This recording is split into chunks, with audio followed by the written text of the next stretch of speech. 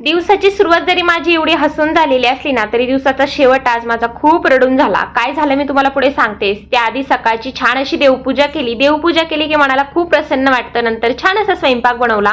शौर्याची exam चालू आहे त्यामुळे त्याचा स्टडी घेता घेत बेबीला सुद्धा झोपी लावलं. दुपारच्या टायमिंगला इतकं छान पावसाचं वातावरण झालेलं होतं. नुसतं वातावरण पाहिलं तरी असं चमचमीत काहीतरी खावंसं वाटतं. मग काय लगेचच हे वडापाव आणि गरमागरम जलेबी घेऊन आले. मग लगेचच आम्ही दोघांनी वडापाव आणि जलेबीवरती ताव मारला. तोपर्यंत यांचं चालू होतं माझ्या लेकराला वरती दिवाणवरती ठेवले. ते कसं पाहते तुम्हाला 2 ते 3च महिने थांबा कसं तुमचं ताट ओढायला येते पहा, असं आमचं चालू होतं. त्यानंतर संध्याकाळी रेडी झाले. बाहेर जायचं होतं, थोडंसं काम होतं, तिथून आले. जवळपास 2 ते 3 दिवसापासून कान एवढे दुखत होते पण मी लक्षच दिलं नाही. मग आज पाहिलं कानातले काढले आणि ते कानाच्या मागे ना अशी जखम तयार झाली. एवढे कान दुखतात म्हणजे दाढीच्या साईडला सुद्धा दुखते ना. आज मी एवढी रडले.